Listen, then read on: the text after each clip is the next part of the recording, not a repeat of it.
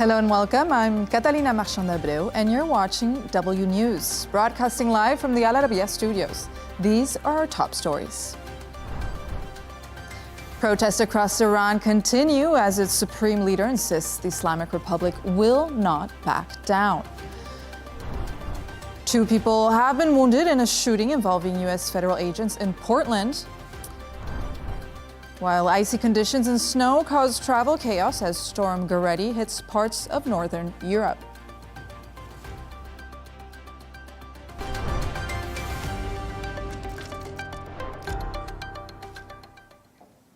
Now let's take a look at some of the other stories making headlines today. One of the co-owners of the Swiss ski resort bar where 40 people died in a fire on New Year's Eve has been taken into custody. Sources have reportedly told Swiss media that French national Jacques Merezhko was a potential flight risk. This week it emerged that the bar had not undergone any safety checks for the past 5 years. Syria's government has announced a ceasefire in Aleppo today, following days of deadly clashes between the army and Kurdish fighters.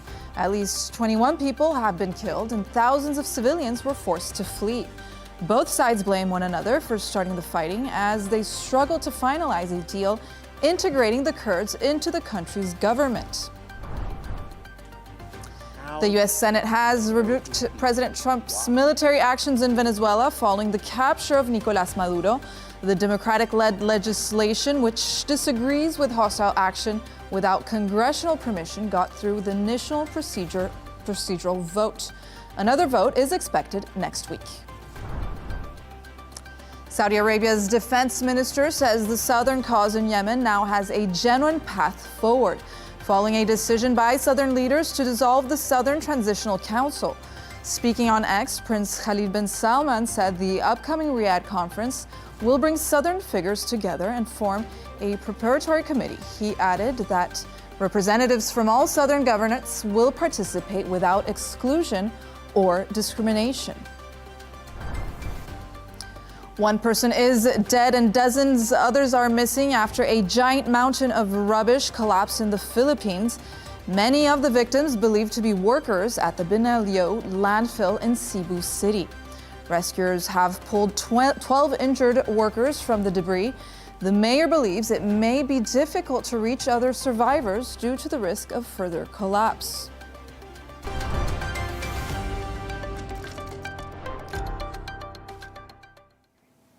Iran's Supreme Leader Ali Khamenei has insisted that the Islamic Republic would not back down in the face of protests. It comes as unrest across Iran continues to grow due to anger over the rising cost of living. For more on this and our top story, I'm joined from Beirut by Rahida Durgam, advisor to Al Arabiya on American and international relations. Rahida, thank you for joining us. The full scope of the demonstrations is still unclear because of the internet blackout. However, there are reports and videos showing protesters chanting against the regime, debris in the streets, bonfires. There's also reports of casualties. Do we have any more information at this stage? Well, we know that Iran is at a very critical junction at this point because it is pushed against the wall. The regime is pushed against the wall. Either it uses force to quell the demonstrations, or it takes the developments on the ground that will really turn the regime down. In fact, the problem is that if they use force and if it's a bloody oppression, then they know what they're waiting for them. The President of the United States, Donald Trump, made it clear. You make that a bloody oppression, and I'm going to come in. And the information we have is that the American intelligence and other agencies have prepared the plans. They are ready to come in when necessary. The onus right now is on the military in Iran. What will the military decide? Will it join the regime in cracking down on the demonstrators, or will it just step back and then face the potential of divisions within the military establishment? These are very difficult times for Iran. They are critical times, and I think there may be a countdown to the regime to either change its doctrine or to be changed. And Rahida, Iran's Crown Prince Reza Pahlavi has called for protests Thursday night, a reason for the big turnout. Similarly, he's called for more demonstrations tonight. What can we expect?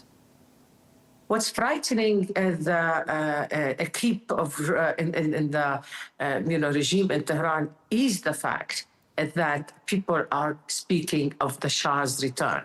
Yes, of course, they are complaining and their louder voice is about the economic situation, but it's also about being fed up with the regime of 45 years. And they're saying that we don't want to tolerate the doctrine of the regime by the proxies, for example. They don't want them invested in Gaza or Lebanon or Iraq or Yemen. They want the focus on Iran. And they're saying that. And they're saying on the streets that the regime has not given them that. That's why they're saying the word Shah. And that is frightening for the mullahs, for the Revolutionary Guards, and even for the military, or at least half of it, because that is a clear call for a regime change. And that is now a new equation. In the past, they were talking about the hijab. They were talking about the economic situation. It's a different ballgame now. Yes, Rahida, and Iranian state media, we were talking about the U.S., they finally broke its silence over the protests, alleging terrorist agents from the U.S. and Israel are behind the violence that occurred last night. What do we know actually about these claims? Well, it's no secret that both Americans and Israelis in the intelligence and in the military ranks are preparing for coming into the Iranian arena directly. I mean, this time, if the United States wants to come in, decides to come in, it will have to be in a direct way. And that is going to be very different from what the Trump administration did in Venezuela. They had a military operation in Venezuela. In Iran, they'll have to come in full-fledged association, not like Iraq, it's not an occupation. But if there will be a regime change, then the United States will have to think of how to do a regime substitute, if you will. That's a big task. In Venezuela, they were able to manage that through a very smooth transition with the existing infrastructure of the Venezuelan government. I don't think that's doable in Iran. Israel, of course, it wants to take opportunity of the moment, the weakness of the regime, the mullahs in trouble, the squandering of the economic situation, it's doing its job with proxies. But also amongst the ranks of the Trump administration, many are saying it would be stupid not to take advantage of this moment in Iran for the benefit of the United States, for changing also the situation, an internal situation in Iran. They prefer an implosion, a controlled implosion, but if necessary, they're going to come in militarily. And Rahida, as we've been talking, U.S. President Donald Trump, as you said, also has threatened U.S. intervention, saying that if Iran violently kills peaceful protesters, America will come to the rescue. So what do you think this type of foreign intervention will look like, since it does seem it's a real possibility? Do you think it would be partnered up with Israel? Yes, there will be some sort of partnership with Israel, but I think this will be a different kind of military, of a role for the United States, a military role for the United States, different from the other places in the world, including Venezuela.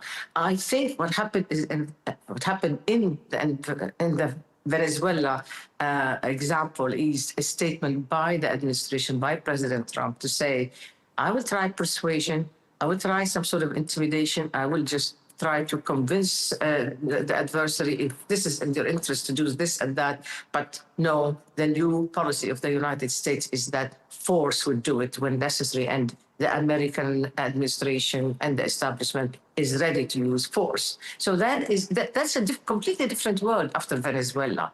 Everybody is aware of that. China is aware of that. Russia is aware of that. They're scared out of their wits, because they can't do anything about it. And they understand also that what Trump wants in Iran is also to cut the influence of China and Russia at the knees. They've already been ousted from Venezuela. This is about global influence.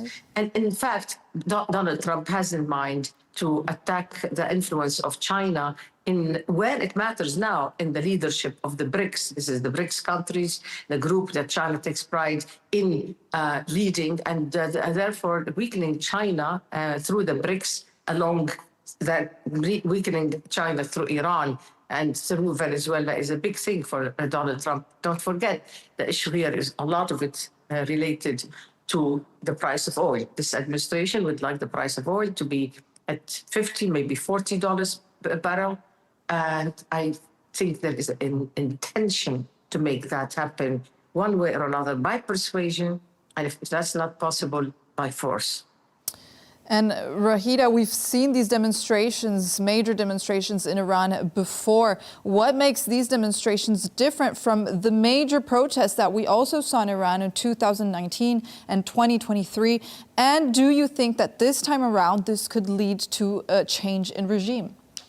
Yes, I do. Because this time, as I said, the proxies are much weaker. Israel has been absolutely keen on and determined to weaken the proxies to the extent that Iran cannot save them. The call for the return of the Shah on the streets of Iran, that is no small thing. The economic situation is absolutely strangulating for Iran and not only for the regime, but also for the people. And I think what the Trump administration has in mind is also to encircle Iran further by maybe a blockade of its oil. Just like the tankers, Russian tankers are intercepted, so will be Iranian tankers. And the shadow tankers that has been used in the past, it will have no way to go at this point. So I think there are new elements. It is not only about a social outburst or economic outburst. It is about being fed up with what this regime has done to this people for 45 years. Rahida Durgam from Beirut, thank you for joining us and thank you for your perspective. Thank you very much for hosting me.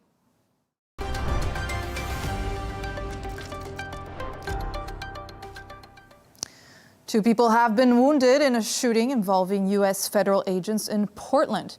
Officials say a man and a woman have been taken to the hospital. Their conditions are still unknown. It comes a day after a federal agent shot a woman in Minneapolis, starting protests around the U.S. Portland's mayor has called for ICE to halt all operations in the city. Take a listen. Portland is not a training ground for militarized agents. When the administration talks about using full force, we are seeing what it means on our streets. The consequences are not abstract. They are felt in hospital rooms and living rooms, in the quiet moments when families try to make sense of what happened, what is happening. We know what the federal government says happened here. There was a time when we could take them at their word. That time is long past. That is why we are calling on ICE to halt all operations in Portland until a full and independent investigation can take place. For more on this, I'm joined by our Washington correspondent, Nick Harper. Nick, what have ICE and federal officials said about the latest shooting in Portland?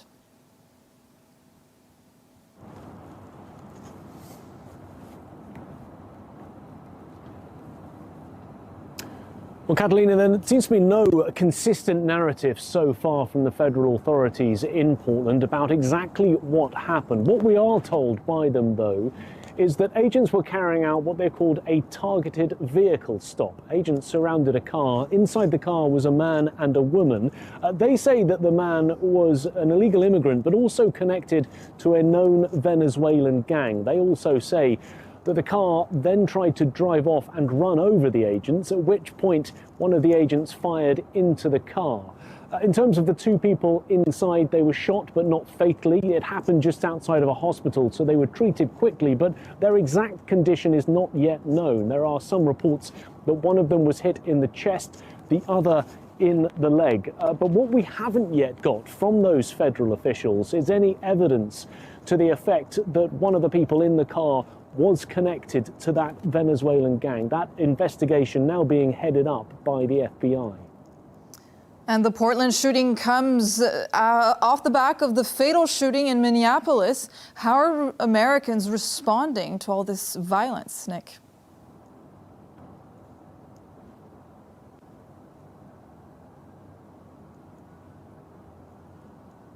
Well, what we certainly have seen is protests in various cities across the US. In Minneapolis, of course, but also now in Portland and here in Washington, D.C. There was a march with about 100 protesters heading towards the White House last night. Had signs and banners. They were calling for essentially transparency and more information from officials, because what is happening here is there is disputes about exactly what took place in that Minneapolis shooting on Wednesday. Remember that federal officials say that the woman tried to run over agents in that city, that she weaponized her car, an act they say of domestic terrorism. But people who were on the scene there, protesters who were nearby, say that that was simply not the case. It was not a case of the agent acting in self-defense. They say that the agent carried out murder. And now we are hearing from Minneapolis officials who say that they are being blocked by the federal officials from carrying out their own investigation. The FBI is leading it, a federal organization, but state and local officials run by Democrats say they need to investigate to get to the bottom of exactly what happened. And because of that block, they say that there is no transparency, and they're calling on the federal government to give them access to documents, to evidence, to allow them to carry out an independent assessment of that shooting. And what's the probability of this happening, Nick? Because as we've heard and it's being reported, state and local officials in Minneapolis say they are being blocked from investigating. So what more do we know about this?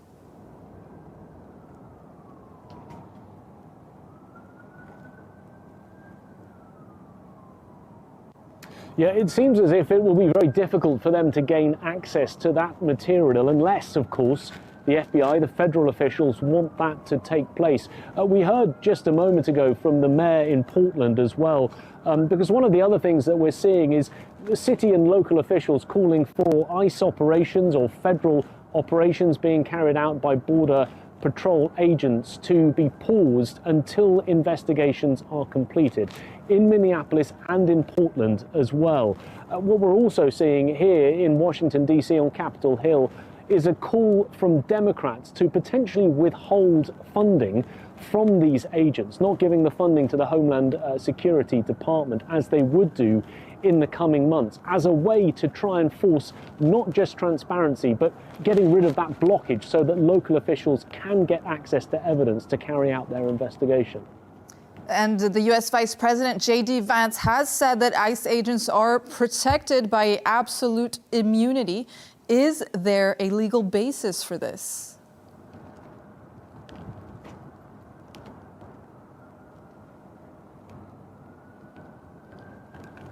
Yeah, very strong comments from the Vice President during a White House briefing, essentially doubling down on what the Trump administration has said about this shooting in Minneapolis, that the woman was trying to kill federal agents. He essentially vilified her, saying that her death was a death of her own making, blaming her, but also saying that yes, the federal agent acted in self-defense, and yes, he would be covered by complete and absolute immunity. But that is a legal grey area. Police officers, federal agents, they do enjoy some legal protections. But state officials and local officials in Minneapolis are saying that because they believe he did not act in self-defense, that he carried out murder, they want to prosecute him to the fullest extent of the law. What we are likely to see is not just protests continuing across the United States, but really that legal wrangling now to see whether or not state officials can bring charges against the officer in Minneapolis. Nick Harper there. Thank you for joining us from Washington.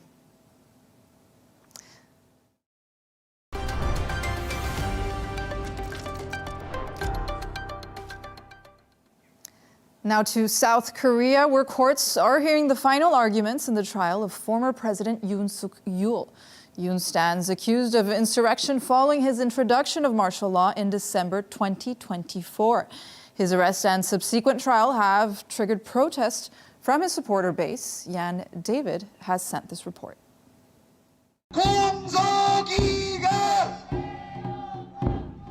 Outside Seoul's Central District Court, protesters gathered today, calling for the release of Yoon Suk-yeol. I think this is a time when we must show our support for President Yoon Suk-yeol and raise our voice to say that the insurrection should be found not guilty, and we are here to urge the justice not to waver. I believe everything has been rushed since the impeachment trial. Even the current proceedings are a slapdash trial. So as citizens who hope for justice and fairness, I'm watching with a prayerful heart, but to be honest, I don't have high expectations.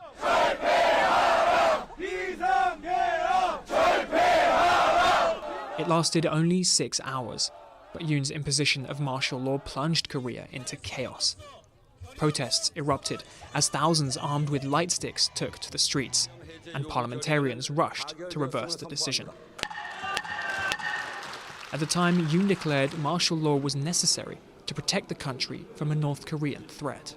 저는 북한 공산 세력의 위협으로부터 I declare martial law to protect the Free Republic of Korea from the threat of North Korean communist forces, to eradicate the despicable pro-North Korean anti-state forces that are plundering the freedom and happiness of our people, and to protect the free constitutional order. 비상계엄을 선포합니다. Prosecutors say there was no threat from North Korea. In December, they instead accused Yoon of trying to provoke Pyongyang into military aggression. To create justification for declaring martial law, they tried to lure North Korea into mounting an armed aggression, but failed as North Korea did not respond militarily. Prosecutors say Yoon's actions amounted to insurrection. If found guilty, he faces life imprisonment or the death penalty. Jan David, Al Arabiya English.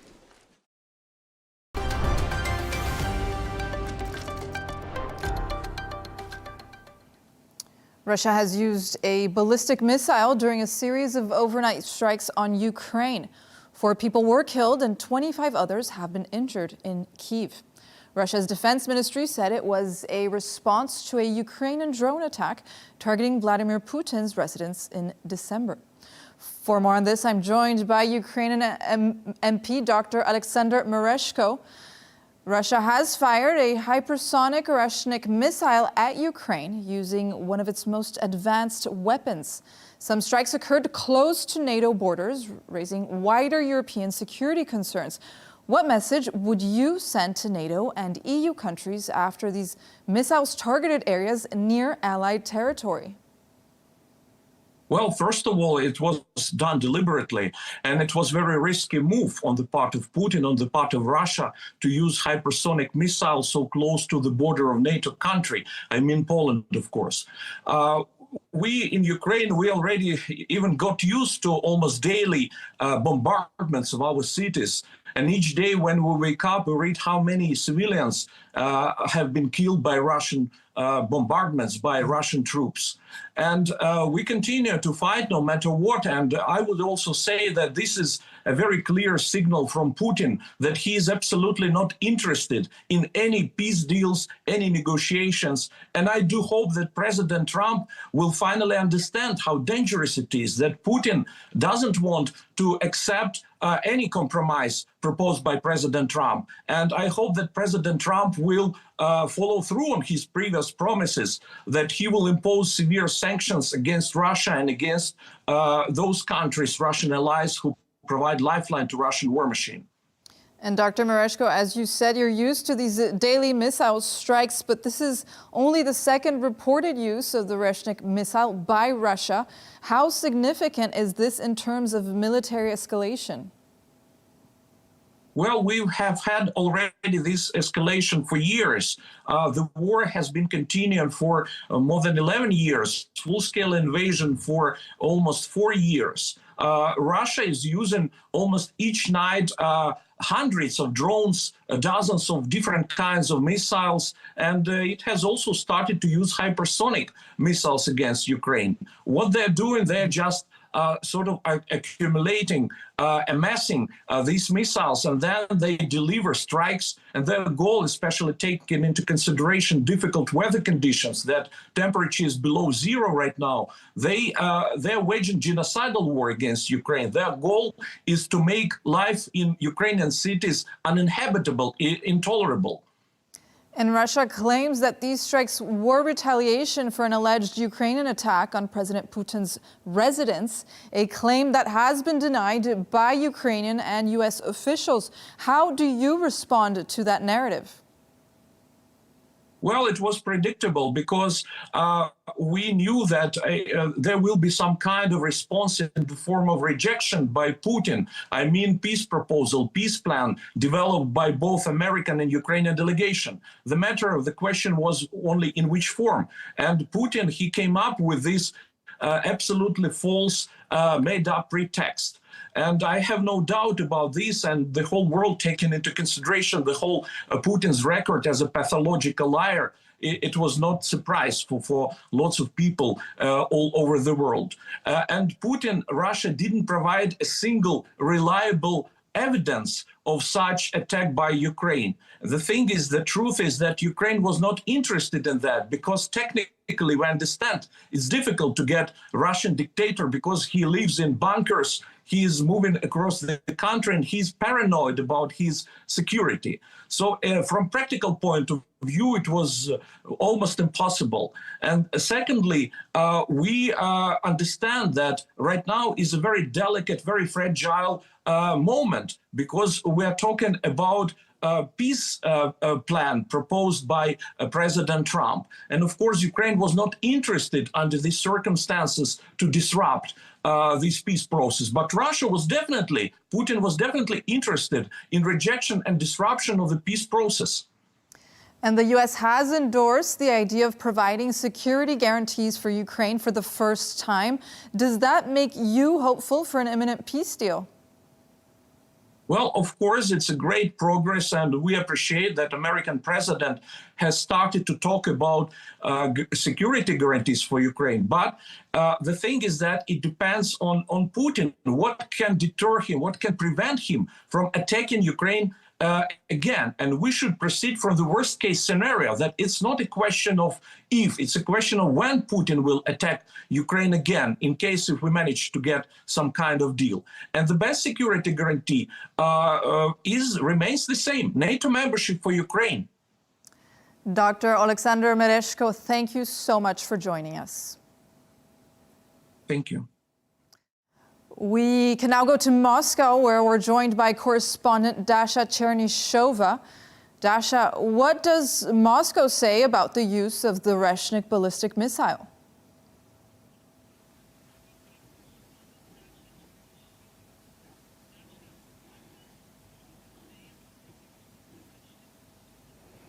Well, the Russian Ministry of Defense has released a statement saying that overnight there's been a retaliatory strike that Russia has carried out in response to the Ukrainian attack against the residence of President Vladimir Putin. That attack, Moscow claims, took place on the 29th of December 2025. And now the MOD says that in this major strike against Ukrainian military facilities, Russia indeed used its hypersonic ballistic missile Merezhko, something that is being used for the second time, and Moscow continues to say that it was again in retaliation to the act of terrorism, as Russia describes it, by the Ukrainian authorities. Moscow insists all designated targets have been hit, especially the drone production facility, which, according to Moscow, has been producing drones that were involved into the attack on Putin's residence in the Novgorod region. But also we understand that Moscow is prepared to continue such strikes if there are continued Ukrainian attacks against the targets on the Russian territory. So Russia is sending a message here, but also insisting that it is willing still to negotiate a peace deal. And Dasha, it's only the second time that Moscow has used the Merezhko, which was first deployed to hit the central city of Dnipro in November 2024. Tell us more about the missile.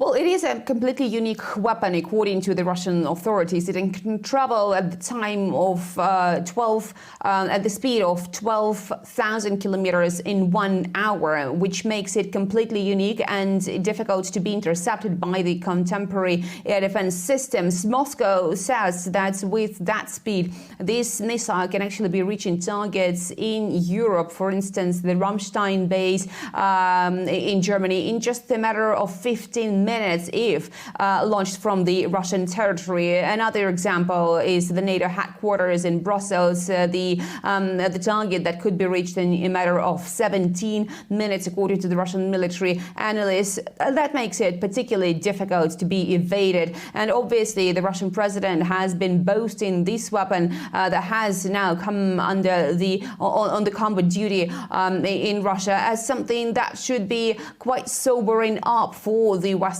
politicians as well as the Ukrainian politicians. So Russia is definitely sending a message here that it is following the developments around the negotiations with this peace deal and around any possible involvement of the Western troops on the ground in Ukraine. And that is the weapon that, according to the Russian president, has been speaking at the CSTO in November, can actually be used for the targets which are underground. So that just gives us a sense of what targets could be used. But at the same time, what Moscow has been saying is that Merezhko is not the weapon of mass destruction. It is a completely unique weapon, but it is high precision, and that makes it very important for the modern defense of Russia.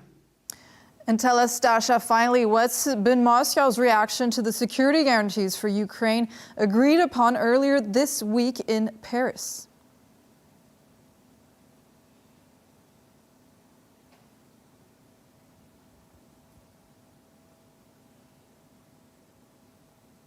Well, we've heard this statement coming from the Russian Foreign Ministry, which says that any boots on the ground in Ukraine or any assets that the Western countries could be providing there as part of any post-conflict security guarantees or any other way, they would become the legitimate combat targets for Russia, because they will be creating those additional security challenges for Russia. This is what Moscow has been saying is absolutely unacceptable, and Moscow says that any discussion, any plan of that kind is not actually bringing us anywhere closer to finding the settlement in Ukraine. Instead, Moscow insists that it's prolonging the conflict. So from the Russian perspective, those discussions should not be taking place if the Western countries are genuinely interested in finding the negotiated solution to the conflict in Ukraine. Instead, Moscow says the root causes of this conflict in Ukraine have to be eliminated. Otherwise, this conflict will continue. So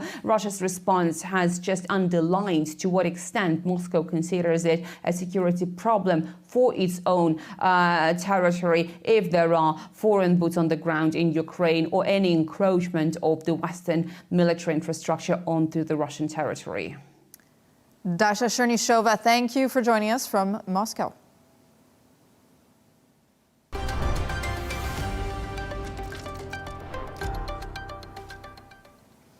The United Kingdom is experiencing the worst snowfall in more than a decade as Storm Gerety hits parts of northern Europe. The icy conditions have led to travel chaos, school closures, and power cuts with winds of up to 160 kilometers per hour. The Met Office have described the storm as a multi-hazard event, with airlines canceling some European flights. Let's get the latest from Lisa Minot, travel editor of the Sun newspaper in the UK. Lisa, you're currently living through this storm. Can you tell us what you're experiencing right now?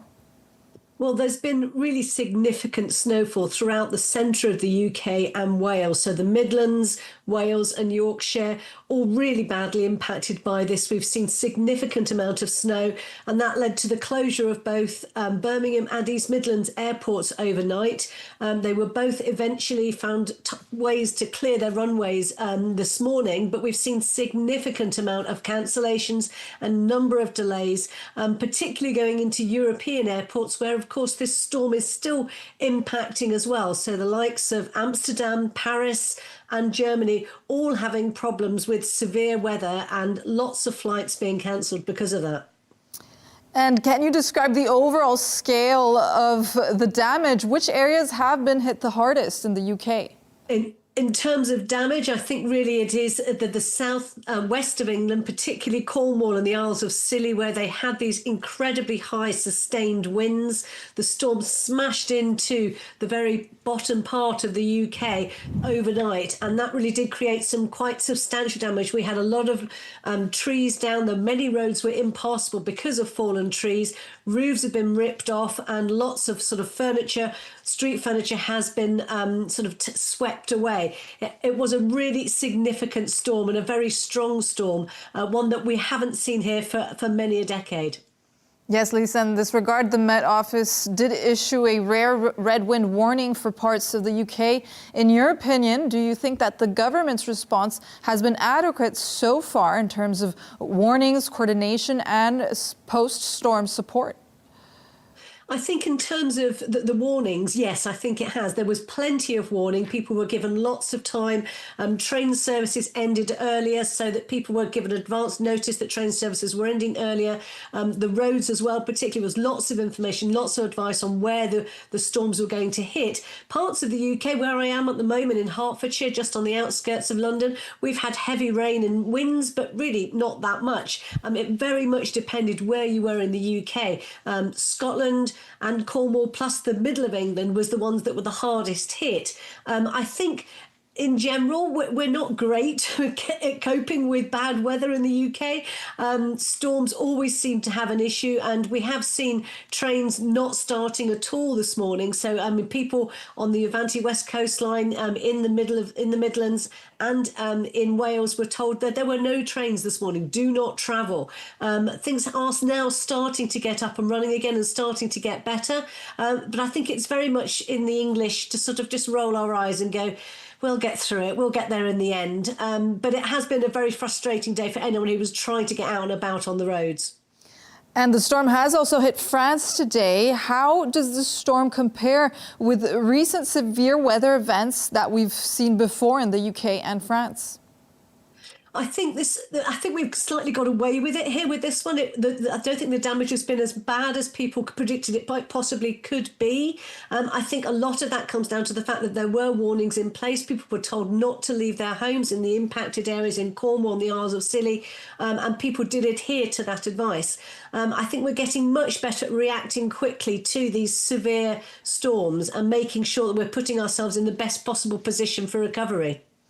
Obviously, a lot of people did have power cuts. There were homes that probably still now are without power. But again, there's been a huge effort in terms of trying to get people back onto the grid as quickly as possible. That's impacted in France as well. They've had these very severe winds coming through France as well. The storm was named by the French Meteorological Office because it was going to impact them so severely. And there are still a lot without power there. All we can hope is that there's still going to be warnings for ice and snow over the weekend, that those services are reinstalled and people are back to having heat and light as quickly as possible.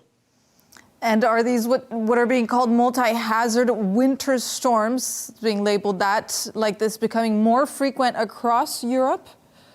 I think this is very unique for the UK. We haven't seen a storm like this in a long time. There's been more snow in the Midlands than there has been for the last 10 years, in the last decade.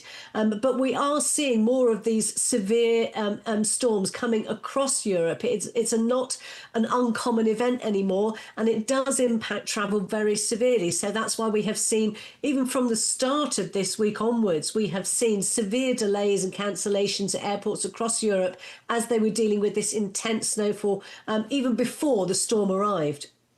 Lisa Minot, thank you for joining us. Stay safe and stay warm. Thank you.